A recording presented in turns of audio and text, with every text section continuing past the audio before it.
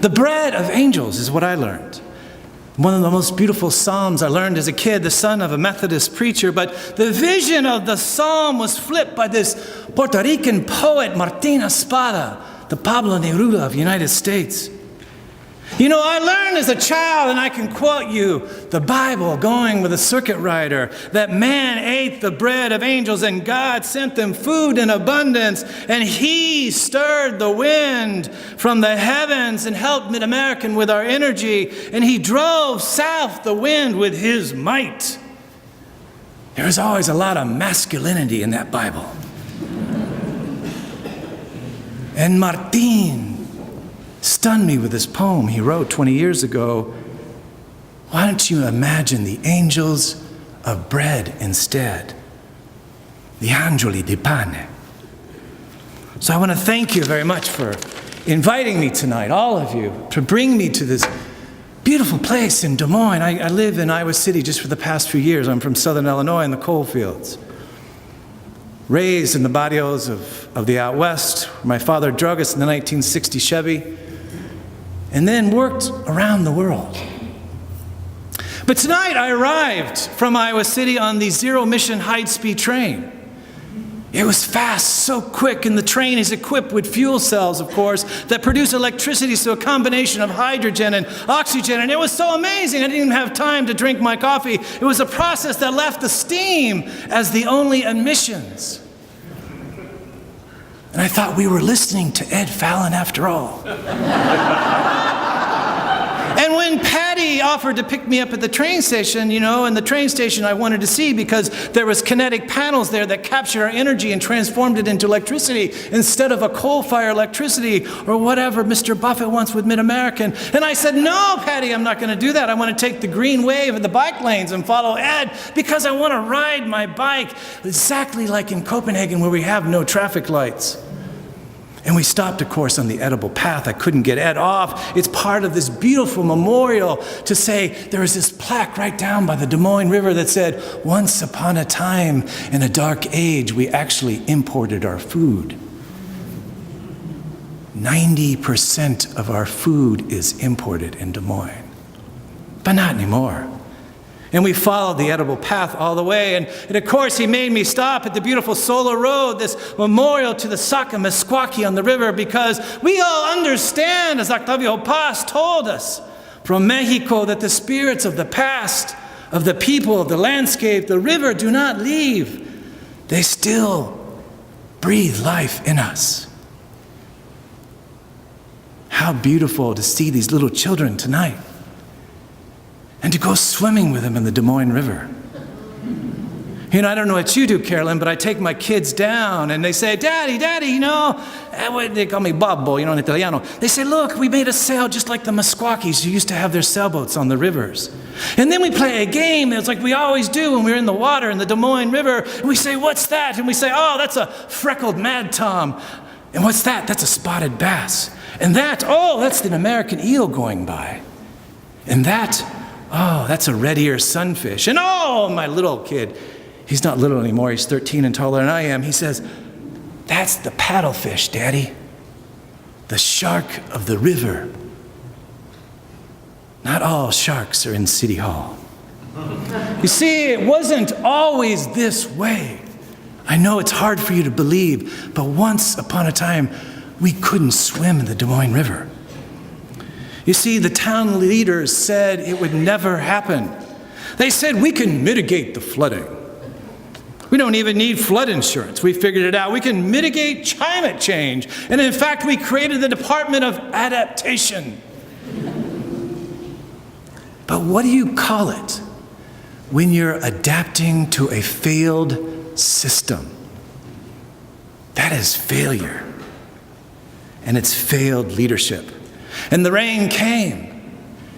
And the rain, it comes when it comes in Iowa. It comes hard. And when it rains in Iowa, thanks to industrial agriculture, of course, 3 out of every 4 inch runs. It doesn't go into our soil. It doesn't go into our plants. It runs, and it runs on the hard way. It runs across with the erosion. It runs because we have no native prairie. It runs because we have no forest or buffer. It runs like it always does into our rivers. And the rivers run through the gateway into our city. And the first day we had 1.5 inches, and then it kept raining 2.5 inches, and then it kept raining until it was too late.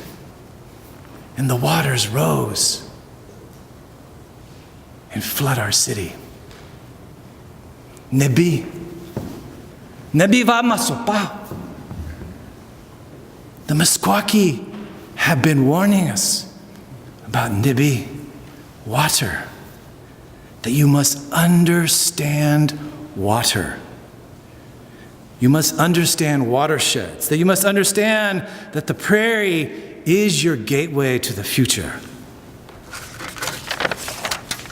Over 100 years ago, we did understand this. It was in the 1890s. We had a president at the United States. I wish. We had the president of Iowa, the University of Iowa, was a great ecologist. Can you imagine? Now we have the former VP of IBM and Boston Chicken. Thomas McBride should be a household name in Iowa. He had a permaculture in the front yard in Iowa City. He was this amazing scientist who wrote about the botany in Shakespeare, a Renaissance man who came to the marrow of the prairies and said, this place is endowed, that we must religiously preserve every hillside, every overhanging bluff, every tree, every sandhill, every clay-covered ridge, every rain-gush gully. It must be covered with trees. And our prairie, like a religious mission, if we want to sustain Iowa. He wrote this in 1890. The question, he wrote, is whether we do the right thing now or wait until the expense is so much it is hopeless. And Thomas McBride was ignored. He was forgotten. Iowa is the most altered state in the Union. 99.9% of our native prairie has been eradicated. And for a boy of coal country, who I grew up among strip mines and learned to ride my bike among strip mines, who lost my 212-year-old family farm to a strip mine, at the 10th generation of my family, still recovered from losing our cousin in the coal mining disaster. I thought we had it bad until I moved to Iowa to see what has happened to our native land. Soon we will be gone, Pashek told us, the Meskwaki later. And he warned you in Des Moines that if you plant corn where we bury the dead, you will regret it. By 1851, this little settlement of Des Moines was wiped out in a flood before you were even incorporated. And then you rebuilt yourself and incorporated as a coal mining town. The Des Moines was about coal. You had 222 mines, and they soon fizzled. But that legacy is something we hold to. Last week, as the flooding wiped out the 5th largest city of Mozambique, and as flooding lay waste to the western Iowa communities, we learned from the International Energy Agency that global emissions, largely from coal, has reached record levels last year. Despite all of our campaigns, all of our marches, all of our climate plans, we're increasing carbon emissions from coal. And even here in our beloved Iowa, which I brag about to the world of Mr. Buffett giving us all this great wind as his coal trains come through. Our carbon emissions increased by 3% last year in Iowa because we refuse to recognize the impact of industrial agriculture. Una terra, un popolo umano. Una terra, un popolo umano. C'è infatti un vero debito ecologico, soprattutto fra il nord e il sud, che siamo solo una famiglia umana. Non ci sono frontiere, barriere politiche o sociali che ci permettono di isolarci, no. Cioè, stesso non c'è nemmeno spazio per la globalizzazione della indifferenza. In the summer of 2015, already 4 years ago, I received a panic message from a journalist saying, "Oh my God, the Pope is releasing his encyclical that we've been waiting for, and it's in Italian, and the English version won't come out for another day, and I want to break the story." And I was in Sicily interviewing immigrants who had washed ashore. I had seen the remains of shattered boats, that in fact the deadliest border crossing is not US-Mexico, but in fact crossing the Mediterranean into Sicily. Over 3,000 people died that year. Una terra, un popolo umano, cioè siamo una famiglia. L'idea di frontiere, la frontiera di indifferenza, these incredible words that I know I don't need to translate for you. He wrote, Pope Francis, we can imagine another way to live. He wrote beautifully, inequity affects not only individuals, but entire countries. We have an ecological debt, particularly between the global north and the south, and we're connected because of our use and our disproportionate use of natural resources. Us wealthy countries. Pope Francis wrote, we need to strengthen the conviction that we are one single human family, una familia. That there are no frontiers or barriers, he wrote, nothing political or social behind which we can hide. There is no room for the globalization of indifference. What profound words from the Pope. We can no longer hide. Last year, 68 million family members were displaced from their homelands. 68 million. Some by war, some by famine, but virtually everybody comes because of environmental degradation that has made their living and their surroundings and their local economies no longer sustainable. And the Catholic Peace Fellowship knows this well, the Quakers know it so well, that global warming is becoming global warring. And we understand this so well in Iowa. We have the second largest community of refugees from the Marshall Islands, now in Dubuque and other parts. And they're here because we dropped 57 test nuclear weapons on the atolls.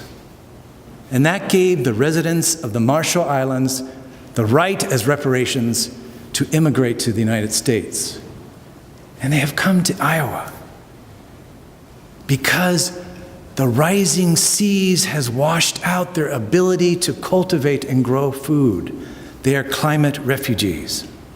And we understand that from our longer history as Iowans, that 4 years before Des Moines even incorporated, we had a town called Pella, made up of Dutch refugees. who named their town from the ancient Jordanian city of Pella, the city of refugees. That is what Pella means. That in the northeast part of our state, up in the beautiful Driftless, the town of El Kader was established in 1846 in the name of Algerian Islamic resistance fighter Abdul el-Qadar, who brought peace defending Christians. My kids went to Shimmick Elementary School in Iowa City. Shimmick was a nationally known ecologist and the son of refugees from Bohemia. But that's who we are as Iowans, is to accept and understand the role of immigrants. But now we have a crisis of climate that makes us all immigrants. A crisis is never a crisis until it is validated by disaster. And that is something that I learned from William Sloane Coffin at Riverside Church, where I worked as a community organizer in New York City in the 1980s. And I learned that here in Des Moines. It's when the 500-year flood hit Des Moines and wiped out your city. I can't remember the year now. It was 2019, 2020, I can't remember. I think it's a blur. There was the darkness of Sauron was in the White House, and we weren't really paying attention. And a new group of people in Des Moines were coming to power, and finally they were listening to Ed Fallon, who was made the climate czar, and they began to go, and we waited for City Hall to do it, and Carolyn had this task force, and you have this great mayor who went to Paris, and I recycle my beer bottles, so I did my part. And I drive a Prius, and I buy organic food at the co-op at least the first week of every month because I can afford it and I can't the rest of the month. But the truth was, in Iowa, we still knew 60% of our grid came from dirty coal. We didn't pay attention to the waterlands. We let Mid-American do all the work as the coal trains just kept coming through. My grandchildren don't even believe it when I tell them about 2019. They mock me. No. Is it true in Iowa when you were a man, you guys dumped 5 billion gallons of hog manure in your rivers? Are you telling me it's true in 2019 you actually burn toxic fossil fuels even though you knew dark, dreary, sad Copenhagen and Scotland were 100% renewable energy?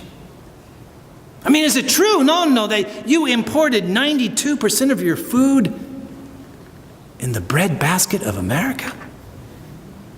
No, Grandma. Nonna told us that you ate organic tomatoes at the co-op picked by a 7-year-old girl from Mexico. Yes. This was all true, but we changed. We changed thanks to the crisis. We changed thanks to people like the Catholic Peace Fellowship, who met that crisis as servants of God. And we changed because of people like Ayman Sharif, an immigrant from Sudan, who brought us food.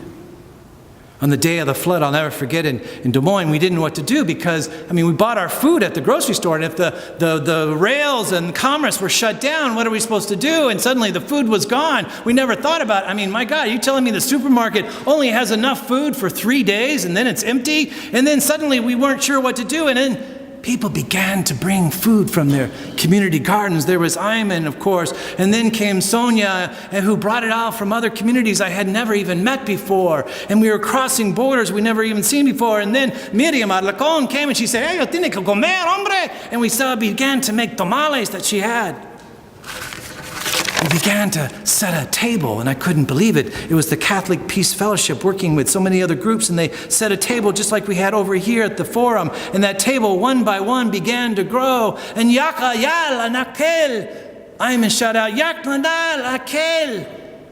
He said, it's time for Des Moines to sit at the table together, black and white, Latino, Asian, all of us from around the world, young and old, new, and have a Shai Magrab. That means we sit and eat and talk. Ayman like a true immigrant, said, I don't understand you Iowans. If you can get 60,000 people to fill a football stadium and watch grown men chase a pigskin, can't you come and sit at the table and talk about your future? So everybody came to the table.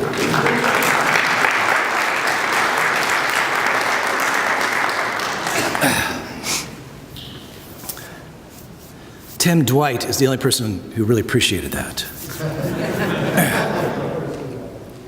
Tim is one of our heroes. So everybody came to this table. Everybody came. The Methodists were there.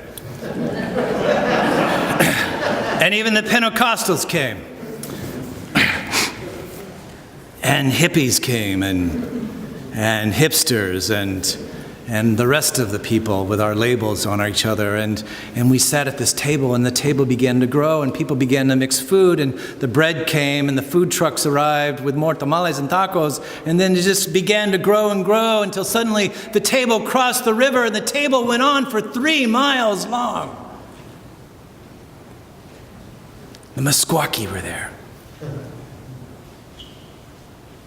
And we talked about our future, and that's when I'll never forget Carolyn. She stepped on top of the table, and she had her bag with all of her little goodies from the school, and she pulled out her globe with all those bandages, and she said, and she shook this bell that she had from school, and she silenced the table, and she said, it's time from Des Moines to rethink our ways in an age of climate change, to rethink about how we regenerate our energy, our food, our land, our ways of getting around, that we have to go beyond sustainability. We can no longer just do less harm.